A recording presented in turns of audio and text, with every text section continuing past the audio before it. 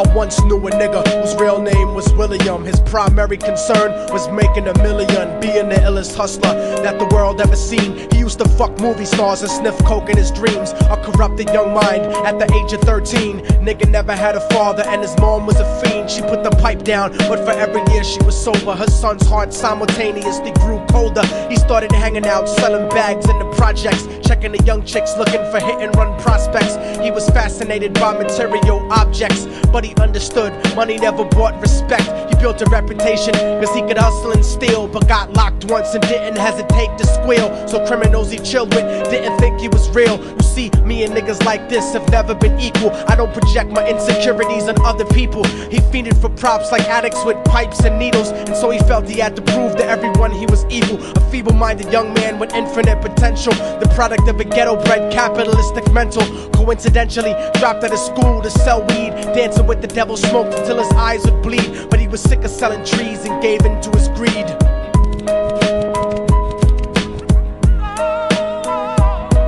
Everyone tryna be trife, never face the consequences. You probably only did a month for minor offenses. Ask a nigga doing life if he had another chance. But then again, there's always the wicked that knew in advance. Dance forever with the devil on a cold cell block. But that's what happens when you rape, murder, and sell rock. Devils used to be gods, angels that fell from the top. There's no diversity because we're burning in the melting pot.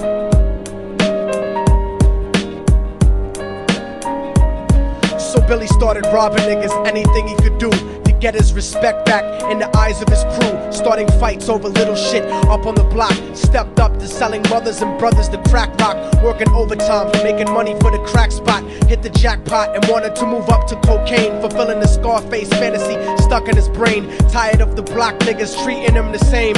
He wanted to be major like the cutthroats and the thugs, but when he tried to step to him, niggas showed him no love. They told him any motherfucking coward can sell drugs. Any bitch nigga with a gun can bust slugs. Any nigga with a red shirt can front like a blood. Even Puffy smoked the motherfucker up in the club. But only a real thug can stab someone till they die. Standing in front of them, staring straight into their eyes, Billy realized that these men were well guarded, and they wanted to test him before business started. Suggested raping a bitch to prove he was cold-hearted. So now he had a choice between going back to his life or making money with made men. Up in the sight, his dreams about cars and ice made him agree a hardcore nigga is all he ever wanted to be. And so he met them Friday night at 2:45.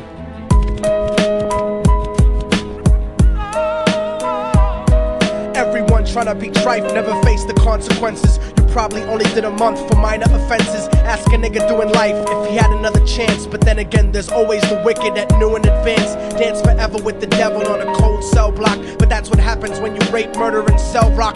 Devils used to be gods, angels that fell from the top. There's no diversity because we're burning in the melting pot.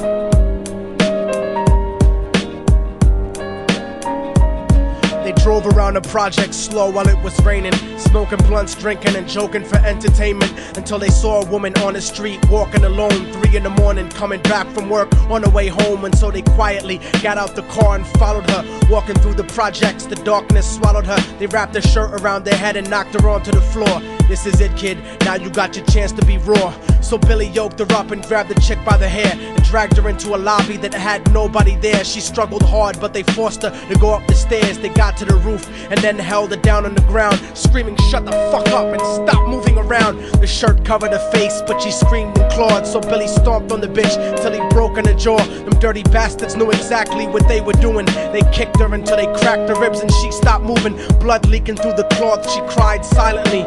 And then they all proceeded to rape her violently. Billy was made to go first, but each of them took a turn, ripping her up and choking her until her throat burned. Her broken jaw mumbled for God, but they weren't concerned. When they were done and she was lying bloody, broken and bruised, one of them niggas pulled out a brand new 22. They told him that she was a witness for what she'd gone through, and if he killed her, he was guaranteed a spot in the crew. He thought about it for a minute, she was practically dead, and so he leaned over and put the gun right to her head.